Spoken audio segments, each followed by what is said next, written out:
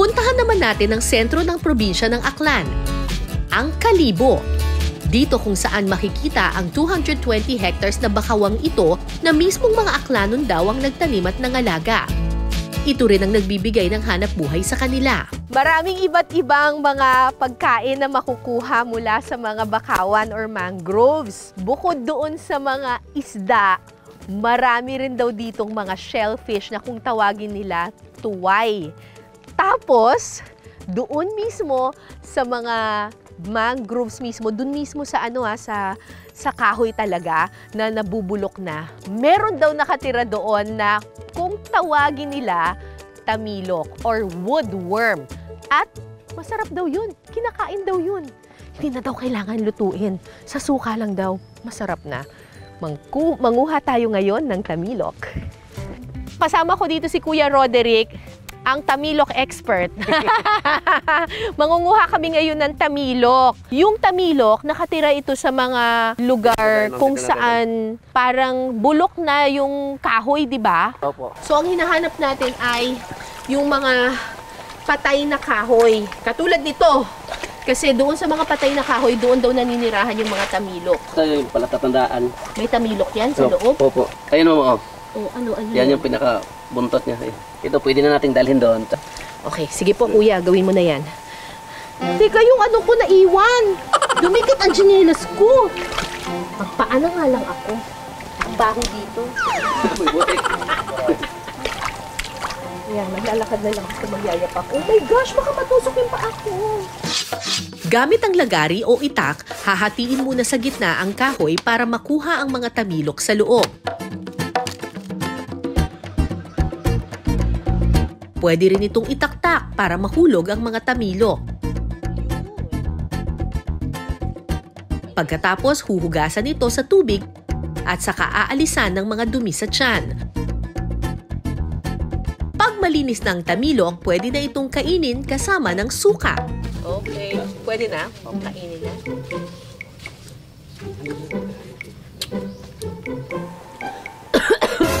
Ang tapang ng suka nyo ah. Isa pa nga. Wait lang, ang tapang ng suka nila eh.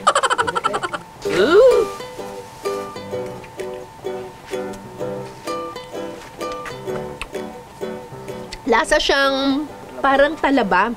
Pero masarap din kasi yung suka ninyo eh, no? Parang tuba yung yung suka kasi. Tapos, ayun, malambot na malambot siya. Lasang talaba yung Okay naman. Walang lansa, tsaka hindi mo naman malalasahan yung kahoy. Ang masarap dito yung suka kasi nila. Tuba. Yeah. Okay naman. Kaya ko siyang kainin. So, ganito yung tamilok na kinain natin kanina. Sinausaw lang natin sa suka. Pero ngayon, ang ituturo sa atin ni Ate Lynn ay tamilok na tinorta. Magpainit muna ng kawali at saka ilagay ang mantika. Sa isang lalagyan naman, paghaluin ang itlog, asin, seasoning, carrots, white onions, kamatis, at ang tamilok.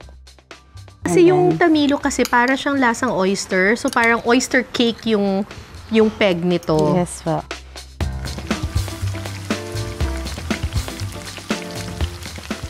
Ipiprito lang ito ng ilang minuto. Kapag nabuo na, pwede na itong hanguin. Ready na ang ating tortang tamilok. Okay. Tortang tamilok. Tikman na natin.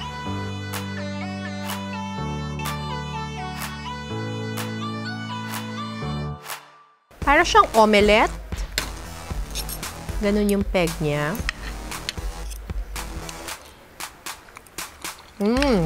Actually, hindi mo naman nalalasahan yung tamilok masyado. Ang mas nangingibabaw yung lasa ng onion, sibuyas, at saka ng carrots. Alam niyo yung Spanish omelette? Yung sibuyas at saka kamatis, tapos na omelette. Parang ganun yung peg niya. Actually, perfect ito kung kunyari medyo ayaw ninyong kumain ng tamilok na nilagay lang sa sa suka. Ito yung perfect way para makakain ka pa rin ng tamilok, lulutuin mo siya at ilalagay mo siya sa isang omelette. Pwede siya for breakfast. Mm.